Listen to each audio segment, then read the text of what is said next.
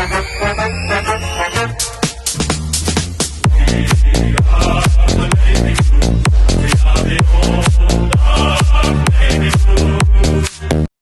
and welcome to another episode of Baggers Chat. It's good to be back, boys. Obviously had a couple of weeks off in Tassie, but you boys took the reins, done very well.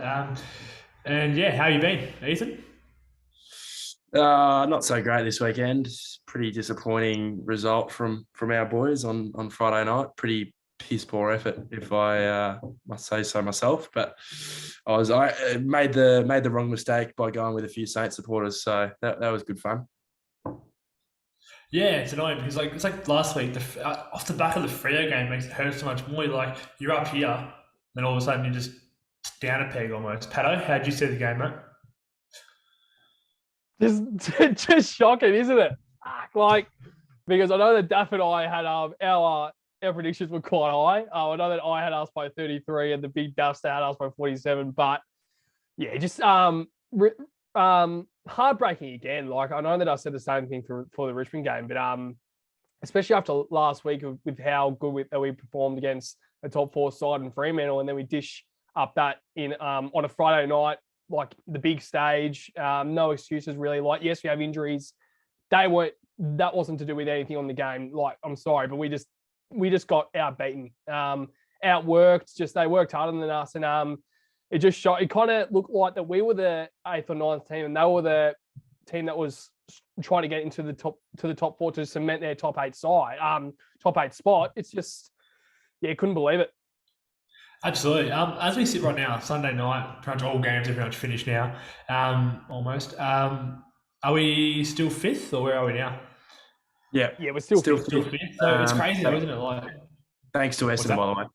Thanks to Essendon, yeah, exactly. So 10 and 5 now.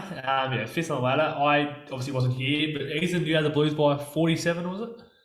Yeah. I got that big time wrong. I think we even though during the episode we kind of knew the Saints would come and play much better than they have in the last. I still tipped by 47, which was my confidence, but that was way off. And I think Voss might have said it at halftime. Obviously, I was there, so I didn't hear it. But I think he said something about they did just take it too easy or something like that. It might have been the end of the game when he said it. I'm not sure. But he said they just took it too easy and thought it would come, whereas obviously it just didn't come. And Pato, you had the Blues by 33, mate. So you're sort of along a similar vein. Yeah, I thought I was being pretty optimistic. So I said, it's quite optimistic for the Blue Jays to get up by 33. But yeah, also, I know that during the episode, we were kind of thinking, why not? Why wouldn't we win by that much? We were good enough. And especially after what we saw last week, the last game that we really saw before the Saints game, it's just, once again, it's just, I don't know what went wrong because, yes, we were out-hunted, we were outworked, all this stuff. Skill-wise, we were probably atrocious, the worst we've been all year. Just all this stuff, and I really don't want to take the credit away from St Kilda because that was by far the best game that they've played all year. They were absolutely terrific. I know that a lot of Saints mates that I've been speaking to, they are so impressed, and they kind of just hope they can carry it on. But it's just, as I said, it's Friday night, and it pretty much was a top 8 side. Yes, they were 9th or 10th or whatever they were, but it was a top 8 side, we just we got absolutely outbeaten by a team that was 9th or 10th. Yeah, absolutely. I think the pressure they brought was just immense, and we didn't even match that pressure, going the other way either. They just seemed like they just had so much time. Hill, he was like the only one on the oval there for a bit. It was just he had both hands down at the same time. That was good. It's like we coordinated that. But it seemed like he had a paddock to run into every time. The bloke's 30 odd years old. Respect to him, bit of a fan. But seriously, why is this bloke tearing us apart? Membry. I don't know if Vossi has watched too many, Blues games previously, but this bloke tears us up. We have that one player in each team that always tears us up. It's not that great. Respect to him, but it's always him. What is he, 4 straight in the end or something like that? I don't know. Ethan, what do you want to say, mate? Yeah, the one player for me was Jack Sinclair. I don't really know what the coaches were doing in relation to that. Is that fucking hard to put someone on him and just play a defensive role on him? Even just get a bit of touch on him. It was we had no regard, no respect for their halfbacks. And how many fucking times do we do it? In a loss, there's always a halfback that has 35. And Sinclair tore us apart. He was by far the best player on the ground, by far. And yeah, it's frustrating. And I think the coaching staff as well as the playing group have a lot to answer for, just due to that kind of drop off of the standard we played compared to last week. Absolutely. How did you read Lewis Young's game? I thought he was very good. I think King had 0 goals up until half time, and then ended up with 3. But I think if you look back, they were pretty respected and pretty maybe cheap goals. I mean, I don't think they were overly hard, but like I think Young played very well in a very depleted backline. I think the backline wasn't even really the issue. I mean, it was the midfield. We couldn't win the ball to start with, and when we did, it just seemed like we weren't using it very well. But Pato, how did you read it, mate? Isn't that unusual how pretty much all of our injuries are in the back line, yet our midfield? And one thing I will say, Adam Chera, if he was not fit, why play him? If he's not going to be in the middle, why play him? If he's going to be in the back line where he was drafted or whatever he was drafted and he played some football in the back line for Fremantle, why is he playing there? We brought him over to the club to play smack bang in the middle alongside Cripper and Walsh, Hewitt, Candy, all these guys.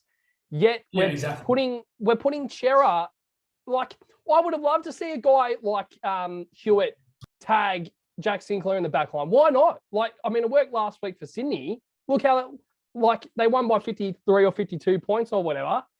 And it just, I mean, as Duff said, just the logic at halftime to see Sinclair absolutely dominate. He'll dominate. All these guys dominate, but we've done nothing about it. And it kind of looked like they were all on us and like, but obviously they were doing something right to dominate the game.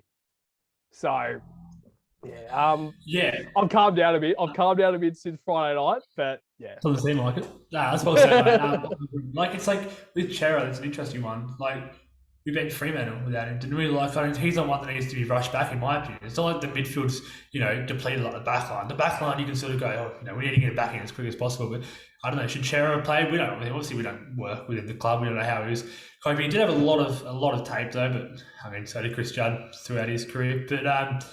But yeah, I don't know. That was interesting. I think you said he didn't even attend one centre bounce, so he played pretty much on the wing or whatever it was. But like, how did you read his game, mate? Should he have come back? No. Even watching training on Wednesday, I thought he was moving all right for training level, but he just seemed like he wasn't really, attacking contests in certain drills and stuff like that. So it's hard to read at training because you don't know if that's how he trains usually, and then game day But yeah, it was really hard to watch. He didn't have any power in the legs on the weekend, and didn't have that breakaway speed that he usually has. So it was tough to see. And his ball use was terrible. And one instance was in the back pocket, which how many goals did we give away to them? Like, seriously, we were horrendous. But I know we're saying credit to the Saints and all that, but fuck, like we were terrible, lost by 15 points. And that's on the back of terrible set shot kicking, terrible decision making, going into our shells, and then mistakes like that where he was one step kick in the back line. Like, what are you doing? Like, it just frustrates the fuck out of me. But he was appalling. Yeah, no, I agree, mate. All right, we'll get since we're with you, we'll get stuck. Well, you take us away with the matchups, mate. Review them.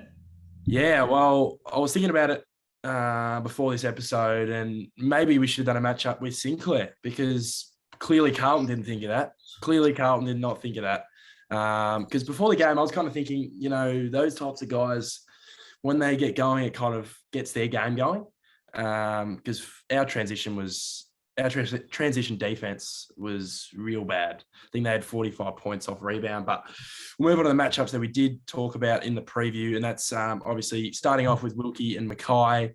It was a frustrating night for our key forwards. I thought Harry was better of the two. I thought Charlie was a real letdown for mine. Just poking at the ball at set shots and just didn't. Yeah, I don't know. But what was your thoughts on the matchup, Pato, on Wilkie and Mackay? Yeah, so initially we thought that it was going to be Wilkie versus Mackay, but I think for most of the night it was Howard against Mackay, which I totally forgot that Howard Yeah. was even playing back there. But I think he did a pretty good job on Mackay. I think Wilkie was initially on Curnow, kind of swapped a bit with Battle on Curnow and Silvani. But yeah, like as you said, Harry Mackay had his chances. Like it's not like he didn't have his chance. And I think he did well to kind of get himself back into the game after being beaten in the first half. But yeah, I mean, as I said, I don't know what our logic is going forward. Like, use it, put it to Harry's strengths, put it to Charlie's strengths. Don't bomb it in when Howard's already on Mackay. Battle knows that they're going to kick it long. He's gonna drift off Curnow to go back and help Howard. So Harry Mackay couldn't get a mark or a easy kick. Like, it's just, us people who aren't even in the club, we're doing a podcast, but we see this stuff and I'm like, how can they not see just the skill-wise inside forward 50 was atrocious, man. It's probably the worst I've seen it since. Just quickly. Yeah, just quickly on that though. I agree. I think there was a lot of instances where we were just, bombing it in and hoping a Harry or a Charlie took a mark, which they did a few times. But I'm just looking at this efficiency inside 50. They were 45%. That was worse. Yeah, they were 45%. We're 59%, which is pretty decent. Which is actually okay. We had 5 more scoring shots, and they had 5 more scoring shots, and I think they had 4 more inside 50s. So. I think I agree with you. I just think it was just, I don't know. And it's the options, just the wrong options a few times. And now we'll move on to the next matchup, and it's 2 skippers. Very, very different games from both of them. I felt obviously Cripps had more of the footy. But for mine personally, I just feel Steele had a bit more impact on the game going forward of the ball. I think Cripps had 21 handballs. I thought he was all right. I thought he was okay. But what were your thoughts on Cripps' game, Pato? Yeah, no, I thought it was good. I thought, me personally, he was probably the best Carlton player that I saw on Friday night. That's just my opinion. I think he probably did his job. So the only thing that I saw a little bit with Cripper is just 1 tackle. That's not really good enough. Especially from Cripper. Like, I know that he impacts in other areas when he doesn't get as much of the ball. He probably gets more tackles. So that's probably what I saw. He got a little bit more of the ball, but he didn't have to tackle as much. But Jack Steele, he finished with 9 tackles, I believe. So, 9 tackles and 24 touches with also 1 goal. And it was a pretty important goal when he kicked it. I just think, as you said, I think he probably won this battle. Yeah, it was. It's hard. Like a hard performance to read on Cripps. I think for mine, at the game, you look at it and you go, geez, it's like, did he have enough impact? For me personally, no. I think 21 handballs is just way overused. I think him and Walshy just, I don't know, they overused it for mine. I don't think they were bad at all, but it's just that overuse, that one too many handballs. And you could see in the first few clearances of the game, few stoppages, there was just that extra handball we were doing. We just looked a bit under the pump. Obviously, I think Saints had their biggest pressure quarter of the year, which was the first quarter, which they were all over us, and we just looked scared. And like I said before, we were just in our shell going forward and just afraid to kick the ball sometimes. What were your thoughts on the Crippers game, Sammy? Yeah, I think, excuse me, you both said it very well. It was definitely a different game from Cripper. 1 tackle. I think they, I don't know if you have the stats in front of you, but they just seem to get a lot more of the ball, but also lay more tackles. You know what I mean? Usually if they get more of the ball, we should be laying more tackles in theory, but they just ran all over us, and that's not Cripps' fault or anything, but he was solid enough, but it definitely wasn't his best game of the year. Yeah, so we'll move on. We'll move on to the ruck matchup, sorry. Obviously, Marshall and Ryder against TDK. I thought Ryder was superb, especially in that second half. He really just controlled the game, and I think it's not solely on TDK. I thought TDK was pretty solid on Friday night. I think, apart from that set shot that he missed, but we'll try and block that out of our memory. But I just felt, Ryder just showed his experience just around the ground, even though, and Marshall was good too. How many times did he mark it? Like, fuck, just shows that we're a little bit undersized right now, and the importance of a two ruck combo with two proper ruckmen. I feel like Sauce was pretty good, but he was okay. I don't think he's great, but just you can see the difference when you have a Pito in there rather than a Sauce. Doesn't feel like a mismatch at all any time of the game. What were your thoughts on this matchup, Pato? Yeah, I mean, as you said, I think Marshall and Ryder definitely like that duo. I know that I called it during the week. Just that was probably going to decide the game, and I think they were absolutely superb. They definitely shut up TDK, and yes, he did play well, but also it's very tough to put a guy like that under pressure to go against two very already made ruckmans. So, and I will probably say this, and I will probably disagree about Silvani being okay. I think he was a little bit worse than okay. I personally think that's probably the worst game he's had all season.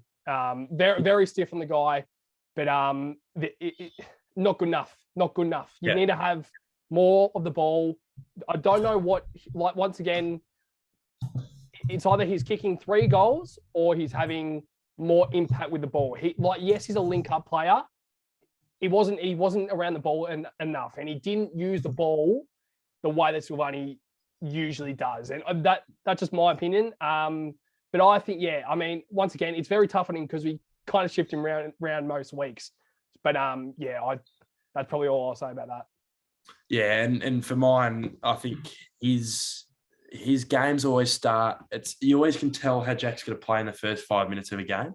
I think he got a free kick on the wing and handballed straight to the guy on the man of the mark. I knew we were off from then, and that shouldn't be happening. What were your thoughts on just the ruck matchup, Sammy? Yeah, I think that Tom DeConey is going to be a champion. I think he definitely held his own. The amount of pressure on that kid to be the sole ruckman with Pito out is just immense. I mean, Jack Silvani's not a ruckman, let's be real. It's great that he had that player that's able to do, was it the Greek for Richmond, whoever it was, that can go up and do that sort of stuff. But he's not a ruckman, and sooner Pito's back, the better. But I think Tom DeConey, 24 hit outs, Paddy Ryder 31. Like, I think Tom DeConey done very well. I think he only had 2 marks in the end. Usually that might be a little bit higher, but I think he held his own. Yeah, I agree, and I think it's just the midfield again, letting TDK down again. So we'll move on to a matchup we kind of touched on briefly at the beginning of the episode. Obviously, Youngie against King, who are 2 pretty good young key position players. What were your thoughts on that matchup, Pato? Yeah, this one's a little bit more even, I think. I think Young actually performed really well. As you said, I think King was kept goalless for the first half, so I think he did great. I thought, like, he just keeps on improving each week, and King's probably one of the. I mean, he's not one of the favourites to win the Common, but he was up there at the start of the season, so I think he's great. I thought he was like a really good player. Once again, he was probably just a guy that performed his role, and then weren't too many guys who did that. So, I just think that King probably just got let off the leash a little bit, especially in that last quarter. When he kicked that goal, I think it was maybe about 10 minutes left, and they pretty much won the game. So he pretty much kicked the sealer. I was right there when he celebrated. They're like, "Fuck you, King! Like, your brother's better. Your brother's better." but I think once again, I think Young was He did well. He did well in a pretty tough contest. Yeah, definitely. Sammy?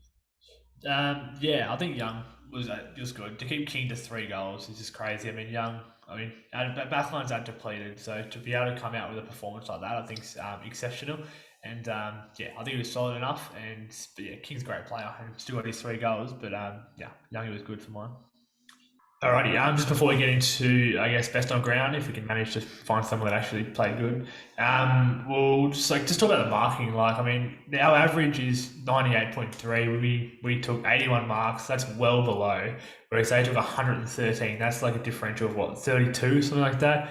And that was 13 above their average. But we did have 15 marks inside 50, which, for an AFL footballer, it's pretty much 15 opportunities to kick a goal. Like, realistically, if you can kick it from inside 50, whereas they only had 8. So, I don't know, but that's about it on that. We'll get stuck into best on grounds. Ethan, who was your best on ground, mate? For me, it's Adam Sard. I think he did his role on the weekend. I think he's our best kick. He's the best kick of the club, in my opinion, field kick, especially that one in the back pocket where he just bulleted. Might have been O'Brien or Nunes. I don't know who it was, but he was very good. They brought back the Wolf, which was a little bit silenced just due to the fact that they put up a pretty terrible performance. But he had 13 contested, 80% efficiency, which is fantastic coming out of the back half, and 456 meters gained, which is I think the team high. So at least he was driving the ball forward, like not many of our players were on Friday night. Yeah, well said, mate. All righty, Pato. Yeah, I would agree with Sardi. 100%. I think he did really well. Once again, probably just one of the guys that really kind of did his role. But mine's Cripper, and I think it's for a few reasons. I just think he probably needed that game to kind of get his confidence back a bit. Like, I think himself probably hasn't been up to the Cripper that we all know and love. But I think 19 contested disposals, I think that's pretty big, especially like that's what he needs more of. He just needs more contested footy, kind of like Clary Oliver. So I think that would be good to see him kind of just regain some confidence there. And one thing that I found quite interesting is how it was kind of more defensive and offensive. Like, it's not like he was offensive a lot of the time that we probably see him kind of being, but he was actually 54% defensive half and 46% offensive half, which I think that's quite interesting. And I think it's good that we're still using Cripper around the ground a lot. Like, even if he's getting into the throw-ins in the back line, in the back pocket for St Kilda, or even if he's in the ruck. I mean, obviously I don't want him in the ruck, but just around the ground, I just think he's been really good. And especially I saw it on the weekend. So other than that, there weren't many other shining lights, but I think he was one of them. I have to agree with Heath. My best on ground was Adam Sard, and he's quickly become almost my favourite player. So whenever he gets the ball, he's very electrifying. He's very good kick. Like, I think I can't remember the exact one, but he always want to get him to that left. But even if he's running sort of to the right side, does the ability to kick sort of outside of the left foot almost and still hit a target? Like, it looks weird and it looks like he shouldn't be able to do it, but he just does it. And but yeah, I think he's easily become my favourite player, and I think he played very well. Just on that as well, Sam Doherty, I love the bloke, but we talk about his disposal efficiency and how it is easy to have a high efficiency when you are kicking it sort of back and all that. Like, that's just common sense, yeah? I haven't got it in front of me. I reckon if you looked, it wouldn't be as high this week. And I don't know, it seems like he was a bit further up the ground, and he was trying a bit more risky sort of kicks, which I guess is good. There's nothing wrong with that. But he did seem to turn it over, and we all turned it over. But he did it against GWS, I think, and that completely changed the momentum from memory. I think he might have done it again. I don't know, just sometimes he can just miss a target by foot, just when he is taking them risky kicks. It's all good when you're in the back line, you're switching it, you can kick it 3 meters either side, and I'll probably still get it, you know what I mean? But he did seem to just take on a few risky kicks instead, which is great. I just think he tended to turn it over a few times. I don't know if anyone else noticed that, but maybe it was just me.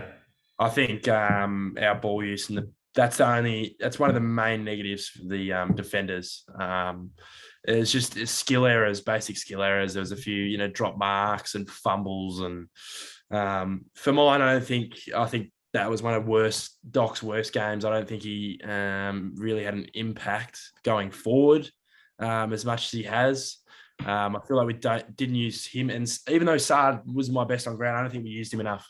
Him and Doc enough. They're the ones that are supposed to be driving the ball forward.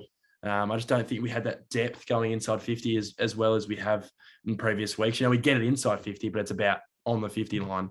You're not getting easy goals. We didn't get many easy goals on the weekend. So on Friday night, sorry. But I don't know. It was they still look to offload to Docs and that, but I don't know. There was a bit of telegraphing going on too. Like, you just made it obvious when we were going to handball it off. I don't know. I don't know if that's just me, but we just didn't use Sard and Doc enough. Yeah, no, I 100% agree, mate. All right, we'll get stuck into a few more stats. I think the one that sort of stands out, the turnovers is actually 59-70, which is unbelievable in favour of them. So okay, but yeah, uncontested possessions was 254 to them, 211. They just seem to be if they wanted to switch it, get over the other side of the ground, they were out. We had this guy behind me. As soon as Kilda touches the ball, he's like, "They're out, they're out." It's like, they weren't always out, but it did seem like a lot of the time they had a lot of people to spare. Like just seemed like they had like 30 people on the ground sometimes. I was just taking uncontested marks for fun. But Ethan, how did you read it, mate? Yeah, I think what we've based our game off is being able to be a contested team, but also hurting teams on the outside, going outside the stoppage, handballing out to a winger and O'Brien, or just spreading from a contest. We just seemed a bit like tight. And I think that actually hurt us heaps, because then St Kilda kind of used our game on us and spread from the contest. Guys like Zach Jones and Seb Ross, how many turnovers did he have? And we just didn't hurt him. Like Zach Jones who the fuck was on him? Like really, it's just uncontested possessions. Like I said before, Bradley Hill and Sinclair, I reckon 80%, 85% of their touches were uncontested. I know they're half-backs, which is predominantly what they're going to be doing most of the time, but it's not good enough. 40 more uncontested. That's just terrible. Also, mate, Pato, how did you read the uncontested possessions, mate? Couldn't have said it any better than the big duff stuff. Wowee. Haven't said that in a while. I probably haven't said that in a while. I just don't even know that I'm saying it. But 40 more uncontested possessions. That is Jack Sinclair, Brad Hill, Zach Jones, Seb Ross, you name them. They're all it. They're all it. Like Zach Jones, we spoke about it. Like Zach Jones he's not the greatest midfielder in the competition. I mean, of course he's not the worst, but he's not the greatest. Why was he able to be let off a leash and just too many touches that he had? And I was like, he's getting the ball too much. And I'm like, I said it at like halftime. I'm like, it's Zach Jones. Like, of course he's a great midfielder, but he's not it's just once again the logic. I've mentioned that a few times tonight, but just the logic I think of the midfield, how all these guys can be let off a leash. Like Jack Sinclair, like he is right now, he's in the All-Australian team. How can you not look at this guy and notice that he's going to dominate a game like he's done for most of the season? And Brad Hill, like as you said, Sammy, like he's not in his prime anymore. He's past his prime, yet we're making him look like a 25-year-old who's in an All-Australian side. Like it doesn't make sense to me how. And Saints aren't a great side. I'll stand by it. They aren't a great side. We just made them look fantastic. Fantastic. But other than that, yeah. That was good for you, mate. I like that. You just went after everyone. That was good. I liked it. And you can't put it down to not researching these players. Everyone, AFL is a big place, but everyone knows everyone. You know what I mean? Like everyone knows who that is. You know what I mean? Like I think we just took it too easy. It was we just thought it was going to come. You beat Freo, and we thought like St Kilda's nothing. And I do agree. I don't think they're that great. They're probably just maybe a top 8 team around that 9-10 maybe position. But I think we took it too easy, and it wasn't to be. But any other stats that stand out to you, boys, Ethan? Yeah, well, like that, the uncontested stuff is just annoying. Like I said before, I think just basic skill errors that cost us probably 6 to 7 goals. I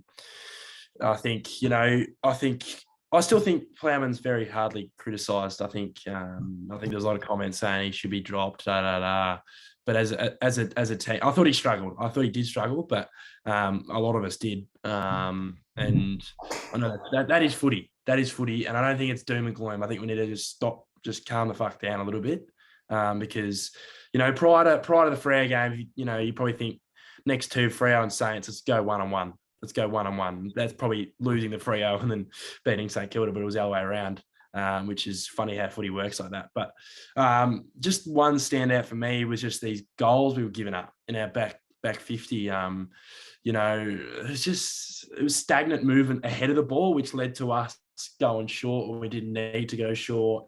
It was just all over the joint. And I think it really sealed the deal for me, that Plowman drop mark after, I think it was the Saints I think it was in the last. Was it in the last or the third quarter? I think leading on to Steele's goal, dropped a mark, probably 50 out, which he's been taken all year, and then leads to a goal. So it's like I said, it's a fine line footy, and if you're not taking those chances, taking those marks, and hitting targets, most teams can probably make you pay. Pato, anything else to add to that? And anything else to add, I guess, that you sort of stood out for you? Yeah. I mean, once again, I just think, I mean, of course, there isn't a stat for this, but I just think that it was just down to they wanted the football more. They were trying to get the football more than what we were trying to do. Like the hard work was just not there from us. And it's been there most of the year. Like, of course, our structure stood up. And I think that's what I've definitely seen this year, which has seen massive improvement, is just every single week, that our structure will be shown. Like, that we can trust the structure. It's good enough, blah, blah, blah. Right now, to me, what I see for us to be a good side is skill-wise, we need to be on point every single time. Like, for us to be a good side, to beat a good side, needs to be good. Pressure needs to be there, and it just was not there. Like, the amount of times that, even in the forward line, like Dan Butler running into an open goal, and I'm like, how is he able to be let off a leash and run into an open goal? Like, it just stuff like that. I don't want to absolutely rip into these players because I really want to give some Kilda credit. Like, you guys might not agree that that we kind of let them play well, but I just think that they need their credit. But as I said, I mean, I don't stand by that they're good. I think that was a pretty much a one-off sort of performance. But other than that, I just don't think there was much more other than just the hard work, and we were outbeaten and just out-toughed. And I'm like, how can that happen? How can that happen? Like, last week we pretty much bullied Fremantle, and this week we were out-bullied by St Kilda, who lost to Sydney last week. It doesn't make sense. It doesn't make sense how, and this is just the game of football, and I know that, and it just shows how even this comp is, but it just, the change from last week, how good we were last week and what a high we were, to this week, unbelievable. Unbelievable, boys. Don't just worry about losing to Sydney. Lost to Essendon as well, which is crazy to think. We lost to a team that lost to Essendon. Then I guess you can go with Collingwood, you go when they lost to West Coast, which I think is going to be another test. We'll go into the previews. They're starting to play some better footy at least. So and over there, I don't think it's going to be as easy as it was 7-8 rounds ago, whatever. But we'll get stuck into that next week.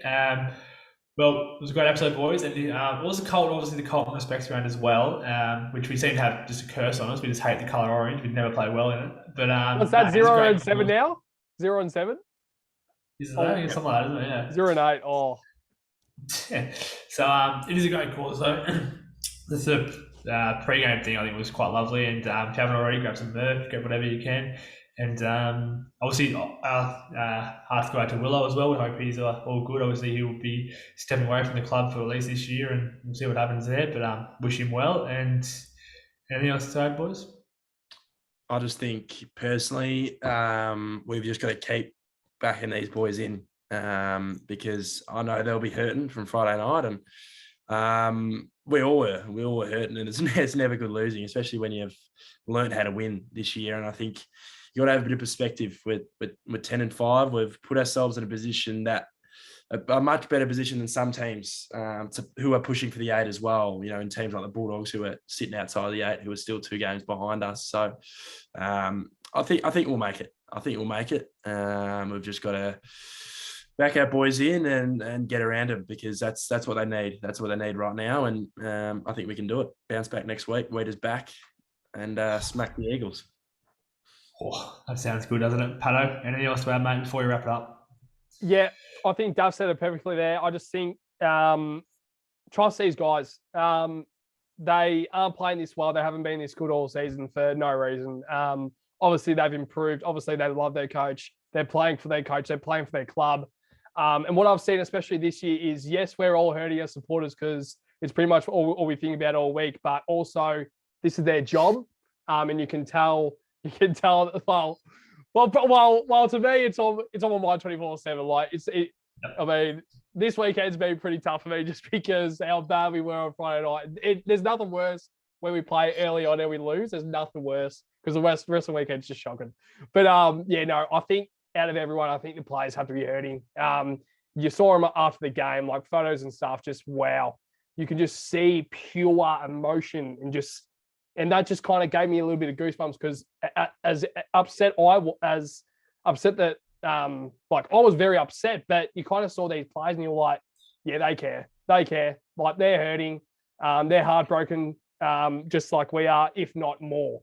So I think that gave me some sort of reassurance that next week can kind of get better, and for the rest of the season, this might be a turning point to some success in the season.